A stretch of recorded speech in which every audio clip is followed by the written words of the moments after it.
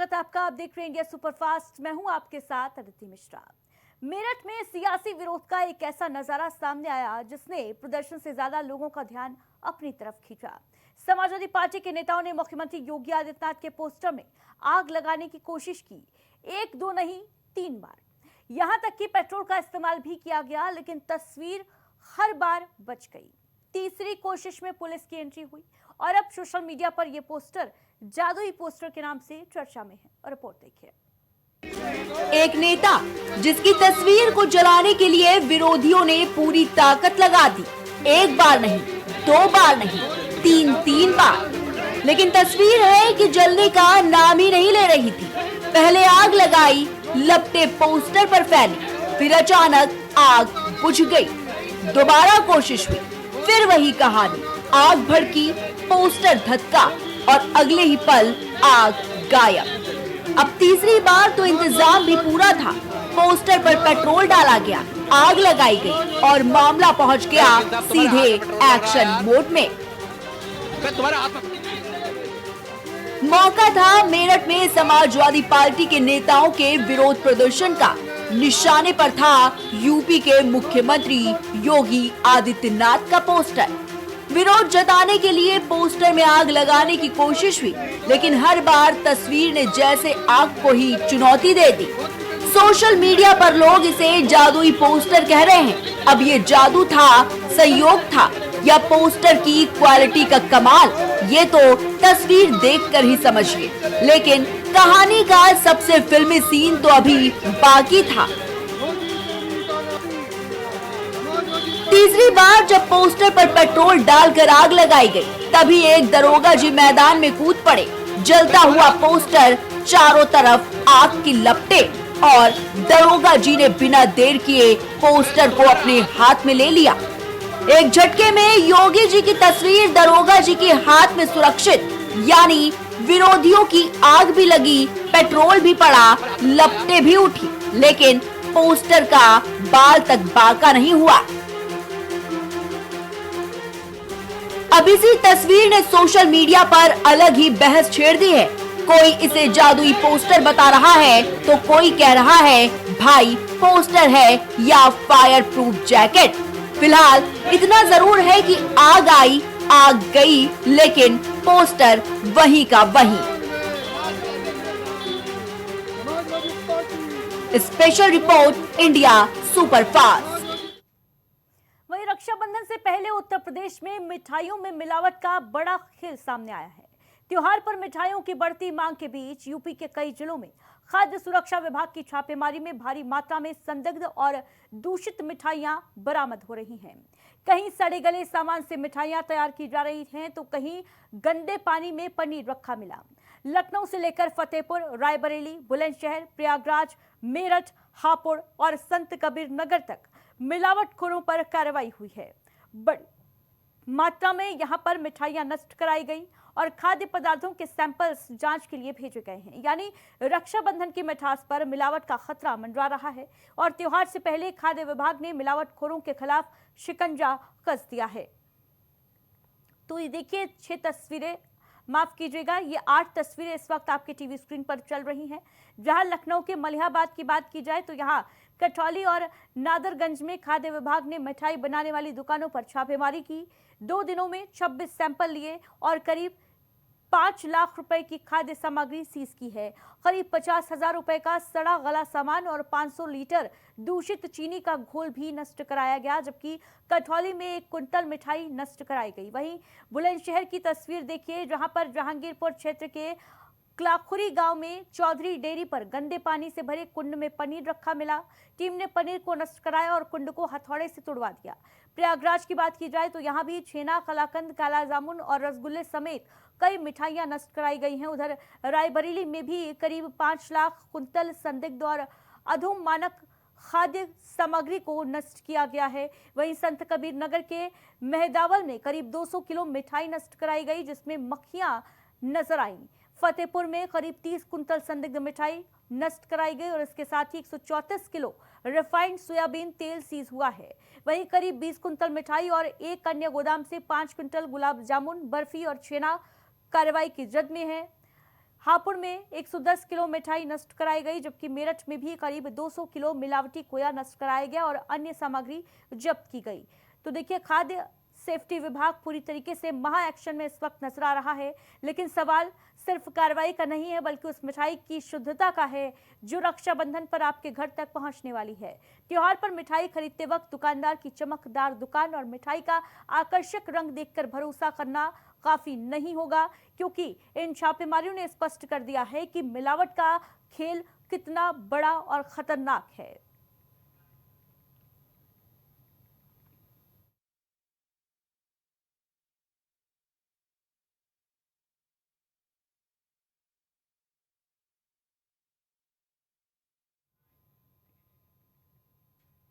जंगल से निकलकर खेतों में, खेतों से गांव में और अब शहर और हाईवे तक मुरादाबाद में तेंदुए का आतंक लगातार बढ़ रहा है। 22 दिनों में तेंदुए 3 महिलाओं की जान ले चुके हैं और 20 से ज्यादा किसानों को घायल कर चुके हैं, जबकि करीब 50 गांवों के 1 लाख लोग इस वक्त दहशत में हैं। मंदिर मस्जिदों से ऐलान हो रहा है कि खेतों में मत जाइए, बच्चों ने स्कूल जाना तक छोड़ दिया है। आखिर क्यों बदला है तेंदुए का मिजाज? देखिए हमारी ये स्पेशल रिपोर्ट।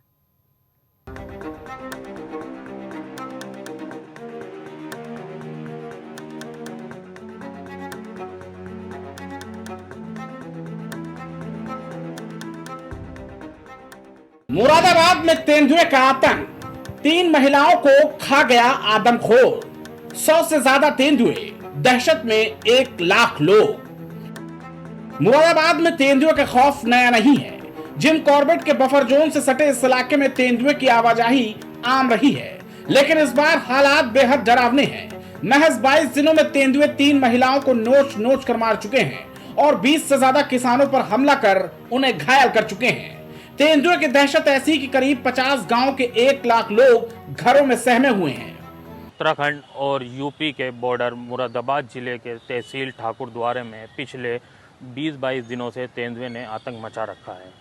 तेंदुए के आतंक से अब तक तेंदुए ने लगभग 20 से अधिक लोगों को घायल कर दिया है। वहीं 3 महिलाओं की अब तक मौत हो चुकी है और प्रशासन इसमें बहुत अलर्ट नज़र आ रहा है। वहीं डीएफओ से बात की गई तो डीएफओ ने बताया कि अब तक 11 तेंदुए लगभग पकड़े जा चुके हैं और अभी कुछ तेंदुओं की और चहलकदमी गांवों में देखी जा रही है, जिसकी वजह से ग्रामीणों में खौफ का माहौल बना है और जगह जगह मंदिर मस्जिदों में, गांवों में मंदिर से मस्जिद से अनाउंसमेंट किया जा रहा है कि खेतों में निकलें तो अपनी झुंड बनाकर निकलें। मुरादाबाद प्रशासन इसमें अलर्ट नज़र आ रहा है। वहीं एआई द्वारा निर्मित टेक्नोलॉजी का भी इस्तेमाल किया जा रहा है, थर्मल स्कैनिंग की जा रही है और सीसीटीवी कैमरों के द्वारा काफ़ी हद तक मॉनिटरिंग इसमें की जा रही है। वहीं एआई टेक्निक के द्वारा जैसे भी कोई जंगली जानवर उसके रेंज में आता है तो वो फ़ौरन डीएफओ के ऑफिस में अलर्ट कर देती है ताकि उससे प्रशासन अलर्ट हो। उससे अभी तक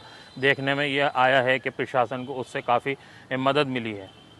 मुरादाबाद जिले के अनेकों गांवों में तेंदुए का आतंक नज़र आ रहा है, तो वहीं प्रशासन भी उस और अच्छे से मॉनिटरिंग कर रहा है। अब देखने वाली बात ये होगी कि इस तेंदुए के आतंक से या दहशत से पूरा प्रशासन कब तक गांव वालों को सहूलत दे पाता है। अब आगे देखते हैं इस पे प्रशासन की क्या नज़र रहेगी। मुरादाबाद से इंडिया सुपरफास्ट के लिए सलमान की रिपोर्ट। सोचिए, जिस खेत में रोज किसान बेफिक्र होकर जाते थे, आज वहीं जाने से लोग डर रहे हैं। मंदिरों और मस्जिदों में लगातार ऐलान हो रहा है कि किसान खेतों की तरफ ना जाएं। डर इतना बढ़ गया कि लोगों ने अपने बच्चों को स्कूल भेजना तक बंद कर दिया। लेकिन सवाल यह कि आखिर तेंदुए इतने हमलावर क्यों हो गए? क्यों तेंदुए का बदला मिजाज? बिना उकसावे इंसानों पर हमला, सीधे गर्दन पर झपट रहे तेंदुए। 22 दिनों में 3 महिलाओं की मौत, 20 से ज्यादा किसान घायल, एक शावक समेत 11 तेंदुए पकड़े गए। लेकिन तेंदुए का आतंक सिर्फ खेतों तक सीमित नहीं है। अब शहर और हाईवे के आसपास भी तेंदुए दिखाई देने लगे हैं। दिल्ली लखनऊ नेशनल हाईवे से सटे इलाकों में टीएमयू अंडरपास के पास भी तेंदुए देखा गया। वन विभाग के मुताबिक जिले में करीब 100 से ज्यादा तेंदुए हो सकते हैं। वन विभाग तेंदुओं को पकड़ने के लिए पूरी ताकत झोंक रहा है। करीब 50 एक्सपर्ट्स इलाके में कैंपिंग और गश्त कर रहे हैं। जगह जगह 29 पिंजरे लगाए गए हैं और थर्मल ड्रोन से भी तेंदुए की तलाश की जा रही है। लेकिन तेंदुआ जितना खतरनाक है, उसे पकड़ना उतना ही मुश्किल। इसके बारे में जैसा कि सभी लोग अवगत भी हैं और पिछले ये अगस्त में शुरू हुई और एक पहली घटना जो लालापुर पीपलसाना में हुई थी, उसके बाद से लगातार जो है वन विभाग और प्रशासन की तरफ से इसमें प्रयास किए जा रहे हैं कैसे उसको घटनाओं को रोका जाए। उसके लिए बराबर गाँव में लोगों को प्रचार प्रसार करते हुए कि खेतों में कैसे जाएं, कैसे करना है, कैसे नहीं करना है, तो वो अपील की जा रही है। और इसी क्रम में जो है केज लगा के ट्रैप केजेस के माध्यम से पकड़ा जा रहा है, जिसमें अभी तक 8 तेंदुए जो है वैसे आ चुके हैं और एक बच्चा जो है रेस्क्यू हुआ था। तो लगातार जो पकड़ने की कार्रवाई वो चल रही है और इसी के साथ जो है कुछ तकनीकी का यूज कर रहे हैं, जिसमें कि एक एनाइडर डिवाइस होती है जिसका कि वो कोई भी एनिमल की मूवमेंट है वहाँ पर तो उससे उसमें बीप साउंड आने लगती है, तो उसको लगाया गया है। और इसी तरह से ट्रैप केजेस लगाए गए हैं, उसमें ट्रैप कैमरा भी लगाते हैं और थर्मल ड्रोन के माध्यम से हम लोग जो है लगातार ट्रैकिंग करना, कहीं पे अगर सूचना आती है उसको ट्रैक करते हैं। मुरादाबाद में तेंदुए का ये आतंक सिर्फ जंगल की कहानी नहीं रह गया, अब इंसानों की बस्ती तक पहुंच चुका है। 22 दिनों में 3 मौतें, 20 से ज्यादा घायल, 11 तेंदुए पकड़े जाने के बाद भी हमले जारी हैं। वन विभाग की टीमें तेंदुए को पकड़ने में जुटी हैं। फिलहाल मुरादाबाद के 50 गांव में हर कदम पर तेंदुए का डर है। Special report, India superfast. वहीं रक्षाबंधन के पावन पर्व पर लखनऊ स्थित पुलिस मुख्यालय में खास और भावुक माहौल देखने को मिला, जहां आदर्श माध्यमिक विद्यालय की 20 बालिकाएं और पुलिस मुख्यालय पहुंची और डीजीपी राजीव कृष्ण समेत वरिष्ठ पुलिस अधिकारियों की कलाई पर राखी बांधी। इस दौरान भाई बहन के स्नेह और सौहार्द की बेहद खूबसूरत तस्वीर देखने को मिली, जहां बालिकाओं ने डीजीपी राजीव कृष्ण को राखी बांधकर रक्षाबंधन की शुभकामनाएं दी। वहीं डीजीपी ने भी सभी बालिकाओं को रक्षाबंधन की बधाई दी, शुभकामनाएं दी और कार्यक्रम के दौरान पुलिस अधिकारियों के साथ बालिकाओं के बीच आत्मीयता का माहौल देखने को मिला।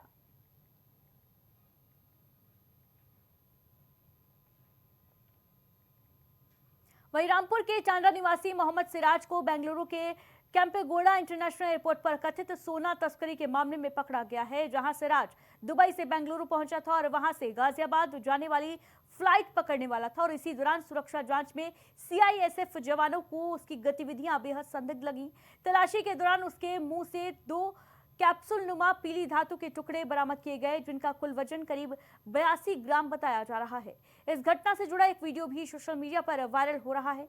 सीआईएसएफ ने बरामद सामग्री कब्जे में लेकर युवक को आगे की कार्रवाई के लिए स्थानीय पुलिस के हवाले किया है।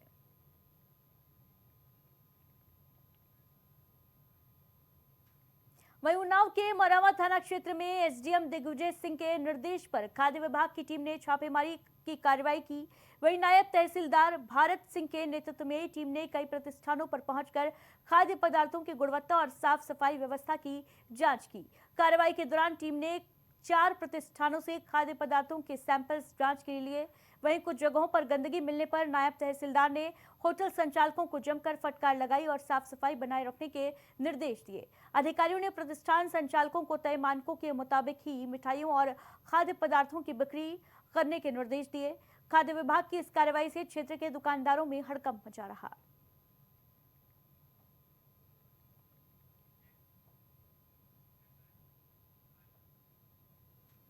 मथुरा में सरकारी विद्यालयों को स्वच्छ और सुरक्षित बनाने के लिए विशेष सफाई अभियान चलाया जा रहा है। इसी कड़ी में बेसिक शिक्षा अधिकारी रतन कीर्ति ने जूनियर हाई स्कूल पानी गांव पहुंचकर विद्यालय परिसर का निरीक्षण किया और सफाई व्यवस्था का जायजा लिया। विद्यालय परिसर में घास झाड़ियों और जलभराव की स्थिति देखकर बीएसए ने मौके पर ही सफाई कार्य में तेजी लाने के निर्देश दिए। खास बात यह रही कि अधिकारियों की तरह सिर्फ निर्देश देने के बजाय रतन कीर्ति ने खुद फावड़ा उठाया और कर्मचारियों के साथ श्रमदान कर सफाई अभियान में हिस्सा लिया। बीएसए के इस कदम की क्षेत्र में चर्चा हो रही है।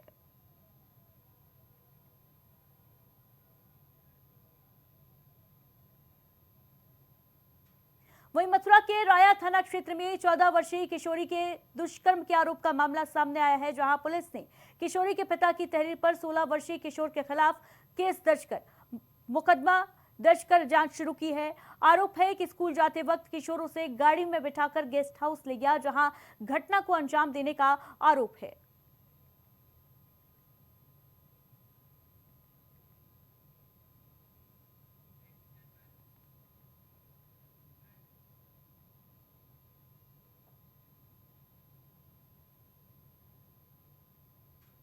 वहीं मथुरा जंक्शन के प्लेटफॉर्म नंबर 9 पर जीआरपी हेड कांस्टेबल सुरजीत की सूझबूझ से बड़ा हादसा टल गया। दरअसल लालकुआं राजकोट स्पेशल ट्रेन में चढ़ते वक्त एक यात्री का पैर फिसल गया और वो चलती ट्रेन के साथ करीब 20 मीटर तक घिसटता चला गया। खतरा भांपते ही हेड कांस्टेबल सुरजीत दौड़े और यात्री को खींचकर सुरक्षित बाहर निकाल लिया। इस पूरी घटना का वीडियो स्टेशन पर लगे सीसीटीवी कैमरे में कैद हो गया। वीडियो सामने आने के बाद जीआरपी जवान की बहादुरी की जमकर सराहना हो रही है।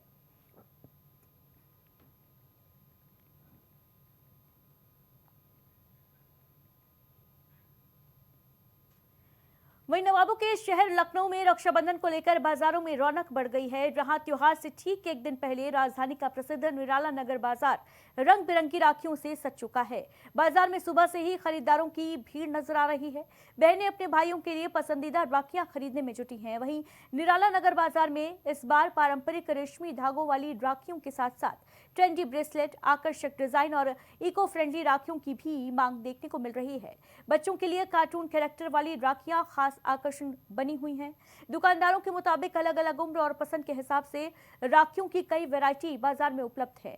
रक्षाबंधन को लेकर लोगों में खासा उत्साह है। वहीं लंबे वक्त के बाद बाजार में दिखाई दे रही चहल पहल से दुकानदार भी उत्साहित हैं।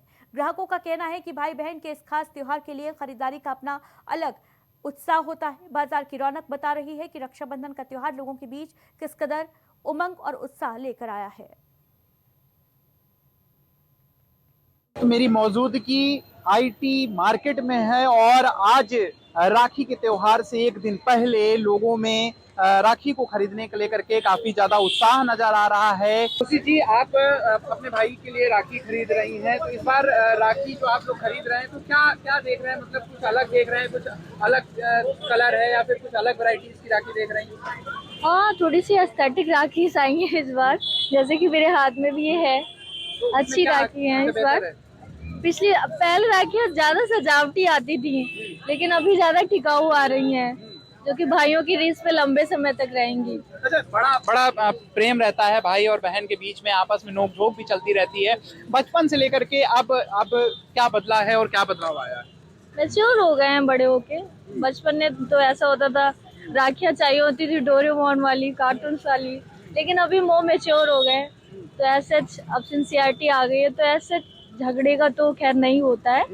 बट हाँ, थोड़ा सा उतना क्रेज अब नहीं रह गया फेस्टिवल्स का। ये बताइए, इस बार क्या मार्केट में रौनक है? पिछली बार की अपेक्षा कुछ उत्साह कम नजर आ रहा, भीड़ कम है? नहीं, एक्चुअली ना बरसात की वजह से थोड़ा सा पब्लिक जहाँ की थी वहीं पे रुक गई है। अदरवाइज ये मार्केट जो निराला का मार्केट बहुत पुराना है, यहाँ पब्लिक काफी संख्या में रहती है और अभी शाम का समय जैसे जैसे करीब आएगा वैसे वैसे भीड़ बढ़ेगी। मतलब कोई फर्क नहीं पड़ेगा यहाँ पे कि महंगाई को लेकर के कि किसी प्रकार फर्क पड़ने वाला है, क्योंकि त्योहार को लोग एंजॉय करते हैं, उसको मनाते हैं, चाहे किसी भी रूप में हो, चाहे होली हो, दीपावली, रक्षाबंधन कुछ भी हो, वो पैसे की परवाह नहीं करते हैं, मगर जिसकी पॉकेट उसका होता काम। वीडियो जर्नलिस्ट इसित के साथ मैं Alok Dikshit, India superfast news, Lucknow. Allahabad high court के स्कूल यूनिफॉर्म के साथ हिजाब पहनने की मांग वाली याचिका खारिज करने के बाद सियासी घमासान तेज हो गया है। जहां एआईएमआईएम प्रमुख अजहरुद्दीन ओवैसी ने फैसले पर सवाल उठाए और इसे इस्लाम पर हमला बताया, वहीं बीजेपी ने पलटवार करते हुए कहा कि पहनावे और खान पान की स्वतंत्रता संवैधानिक अधिकार है, लेकिन स्कूल कॉलेज में निर्धारित यूनिफॉर्म और समानता के नियमों का पालन आवश्यक है। कौन क्या पहनेगा, कौन खाएगा, एक व्यक्तिगत मामला है। अपने घर में कौन क्या खाता है और क्या पहनता है, हर व्यक्ति को इसकी स्वतंत्रता है। लेकिन बहुत सारे ऐसे विभाग हैं, बहुत सारी ऐसी संस्थाएं हैं जहां उनका ड्रेस कोड लागू होता है। अगर आप सेना में जाएं और कहें कि हम अपने हिसाब से कपड़े पहनेंगे तो नहीं चल सकता। आप पुलिस में जाएं और ड्यूटी के दौरान आप कहें कि नहीं अपने हिसाब से हम ड्रेस पहनेंगे तो नहीं हो सकता है। ऐसे ही शैक्षणिक संस्थाओं में भी आप अपने हिसाब से ड्रेस नहीं पहन सकते हैं। शैक्षणिक संस्थाएं समानता को लेकर, एकता को लेकर कि सभी वहाँ पर कोई भेदभाव ना हो, कोई ऊंच नीच की बात ना हो, कोई धर्म जात पंथ का भी भेद ना हो, और अनुच्छेद 14 हमको एक स्वतंत्रता देता है समानता के लिए। हमेशा से बात आती थी दूसरे धर्मों के माध्यम से कि हमको स्कूल में हमको हिजाब पहनना चाहिए, हमको बुर्का पहनना चाहिए, और ये मामला अदालत तक गया। मामला उच्च न्यायालय में आने के बाद उच्च न्यायालय ने उसे एक सिरे से खारिज कर दिया। छात्रा द्वारा एक याचिका डाली जाती है, स्कूल में हिजाब पहनकर जाने की अनुमति मांगी जाती है। हाईकोर्ट का फैसला आता है कि स्कूल ड्रेस के अनुसार ही छात्रा को उस पर अनुमति मिलेगी। उस पर एक विवादित बयान आता है। एमआईएम के जो अध्यक्ष हैं उनका बयान आया है। उन्होंने कहा है कि ये धार्मिक मामलों पर सीधा सीधा हस्तक्षेप है। जब इसकी याचिका सुप्रीम कोर्ट में लंबित है तो हाई कोर्ट को इस पर फैसला नहीं सुनाना चाहिए था। ये अनुच्छेद 25 और अनुच्छेद 19 का साफ साफ उल्लंघन करता है। इस वक्त मैं मौजूद हूँ करामत हुसैन गर्ल्स पीजी कॉलेज में और यहाँ पर कई सारे बच्चे और बच्चियाँ पढ़ते हैं। आप देख सकते हैं कुछ छात्र यहाँ पर मौजूद हैं। हम बातचीत करने की कोशिश करेंगे इनसे। मैम, क्या नाम होगा आपका? क्या नाम होगा? खान। ये बताइए, जो फैसला आया है, हाईकोर्ट का फैसला आया है, बच्चियों को हिजाब पहनने से मना किया जा रहा है, तो उस पर आपकी क्या राय है? क्या लगता है, ये धार्मिक मामला है? तो ये बच्चियां हैं जो यहाँ पर पढ़ाई करती हैं। हालांकि ये मुस्लिम कॉलेज है और यहाँ पर बच्चियां हिजाब पहनकर आई हुई हैं, लेकिन बातचीत करने से हिचकिचा रही हैं। अब इस फैसले पर आगे क्या रुख होगा, सुप्रीम कोर्ट क्या फैसला सुनाती है, ये देखने वाली बात होगी। वीडियो जर्नलिस्ट इसित के साथ मैं Alok Dikshit, India superfast news, Lucknow. वहीं लखनऊ के हजरतगंज चौराहे पर निषाद समाज के लोगों ने लाइव टीवी डिबेट में कथित अमर्यादित भाषा के इस्तेमाल के विरोध में प्रदर्शन किया। प्रदर्शनकारियों ने हनुमानगढ़ी के महंत राजू दास का पुतला फूंका और नाराजगी व्यक्त की। निषाद समाज के लोगों का कहना है कि किसी भी समुदाय या समाज की महिलाओं के खिलाफ अपमानजनक भाषा बर्दाश्त नहीं की जाएगी। प्रदर्शन के दौरान लोगों ने दोषी के खिलाफ कार्रवाई की मांग की है। पुतला फूंकने के दौरान मौके पर लोगों की भीड़ जुटी रही। विरोध प्रदर्शन को लेकर माहौल गरमाया रहा।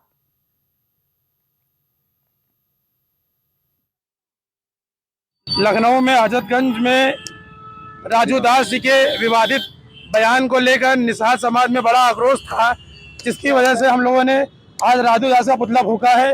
और हम लोग शासन प्रशासन से मांग करते हैं कि राजू दास के ऊपर एफआईआर और राजू दास सार्वजनिक रूप से माफ़ी मांगे कि उन्होंने निषाद समाज में जो भी उनके हमारे समाज को माँ बहन की गालियाँ दी है, इसके लिए वो सार्वजनिक रूप से माफ़ी मांगे। यही मांग है। इस वजह से आज हम लोगों ने लखनऊ में हजरतगंज में राजू दास का पुतला फूंका है। अगर वो उनके ऊपर एफआईआर नहीं होती, वो माफ़ी नहीं मांगेंगे, तो यह पुतला और भी इससे बड़ा आक्रोश निषाद समाज में लेगा।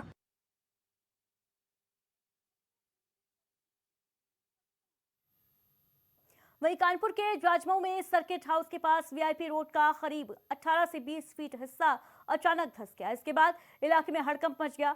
सड़क धंसने की खबर मिलते ही लोगों में डर का माहौल बन गया। मामले को लेकर कैंट से सपा विधायक हसन रूमी कार्यकर्ताओं के साथ धरने पर बैठ गए। विधायक ने आरोप लगाया कि घटना के बाद भी कोई विभागीय अधिकारी मौके पर निरीक्षण करने नहीं पहुंचा।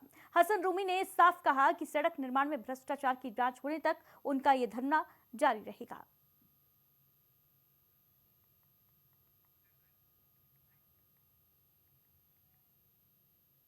रक्षाबंधन पर हरदोई की बहनों के लिए सफर का किराया 0 हो गया है। यूपी सरकार की खास पहल के तहत 27 से 29 अगस्त तक परिवहन निगम की बसों में महिलाएं मुफ्त यात्रा कर पाएंगी। इतना ही नहीं, महिला के साथ एक सहयोगी भी निःशुल्क सफर करेगा।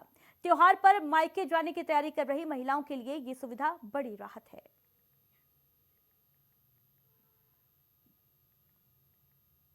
परिवहन निगम की उत्तर प्रदेश परिवहन निगम की समस्त सेवाओं में रक्षाबंधन के उपलक्ष्य में महिलाओं के लिए फ्री सेवा चलाई जा रही है, जिसमें 27 तारीख की सुबह 6 बजे से 27, 28 एवं 29 तारीख की रात 12 बजे तक की सेवाएं महिलाओं के लिए फ्री रहेंगी एवं उनके साथ चलने वाले एक सहयात्री को भी फ्री सेवा उपलब्ध कराई जाएगी।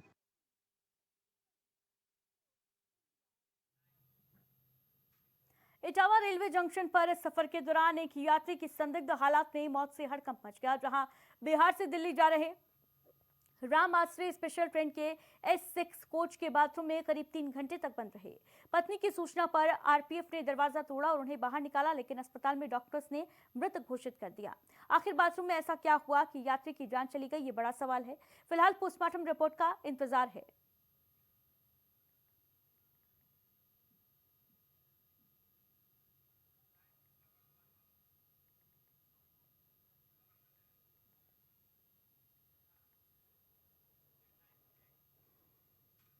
और अब खबर अमरोहा से, जहां गजरौला में मकान के अंदर धड़ल्ले से चल रही अवैध बर्फी फैक्ट्री का खाद्य विभाग ने भंडाफोड़ किया।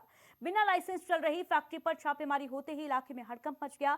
टीम ने मौके से 7 कुंतल से ज्यादा बर्फी बरामद की, जिसे खाद्य विभाग ने खाने योग्य नहीं माना। जेसीबी से गड्ढा खुदवाकर पूरी मिठाई नष्ट करा दी गई। कार्रवाई की भनक लगते ही फैक्ट्री संचालक जावेद मौके से फरार हो गया।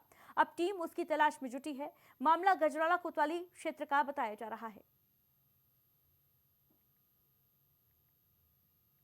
ये हमें मुखबिर के द्वारा सूचना मिली थी कि हसनपुर रोड गजरौला में मोहल्ला सुल्तान नगर है, यहाँ पर डॉक्टर मलिक के पीछे वाली गली में एक व्यक्ति जो है काफी मात्रा में मिठाई बना रहा है और उसे संग्रह कर रहा है। उसे मार्केट में बेचने की तैयारी की जा रही थी और इस सूचना के आधार पर जो है यहाँ पे छापामार कार्रवाई की गई और खाद्य सुरक्षा अधिकारियों के दल के द्वारा यहाँ पे चेकिंग की गई तो काफी मात्रा में हमें मिठाई मिली है।